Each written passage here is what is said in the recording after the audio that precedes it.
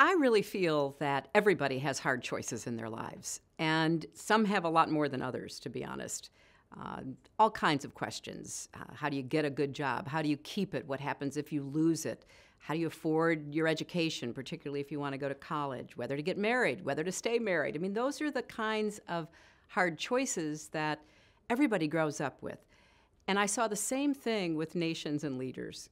Countries have hard choices, and how they make those choices determines whether or not people are prosperous, free, have opportunity, can pursue their own dreams.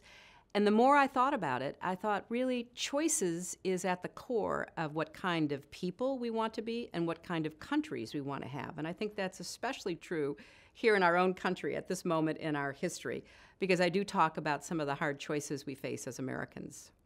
I think Americans will find in this book, of course, behind the scenes, insight, particularly my relationship with President Obama and with the White House, but also my views about what we needed to do to restore American leadership. At the time I became secretary, there was a fairly strong current of thinking that the United States was in decline. Now, I have lived long enough to know that that periodically surfaces, and academics and commentators and others start talking about the United States declining. I didn't believe it then. I don't believe it now. But I also don't believe that our leadership is somehow endowed from birth of our country. I think that people will see that we are strong and well-equipped to restore prosperity here at home, to deal with the cancer of inequality, to give people in our country the ladders of opportunity that have always been a hallmark of the United States and the American dream. But they will recognize it doesn't happen by accident or wishing for it or engaging in ideological and rhetorical battles. It happens because people come together and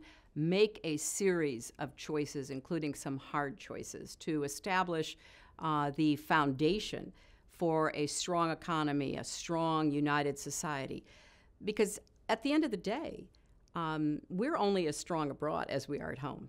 You have to recognize that most people everywhere in the world want the same things and have the same feelings. We may look different, we may worship different, we may have different cultural customs, but I looked at all the research I could find in taking the job as secretary, and I wasn't exactly surprised, but I was, once again reminded that people want a good job, they want a decent living for themselves and their families, they want to live in peace and security, and that the troublemakers in the world are such a small percentage of the vast population that inhabits the world as we know it today. We're freer, we're more democratic, we're more peaceful, but we also know more. So when something horrible happens, you can't escape it. It's right there in front of you. And so we are constantly looking at the crises, looking at the conflicts. But I think the world is slowly moving toward greater opportunity and greater freedom. And in the next years, you will see enormous increases in the middle classes of these countries. China, India, Brazil.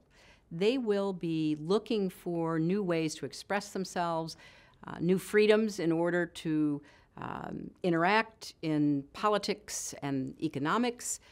That's good for America.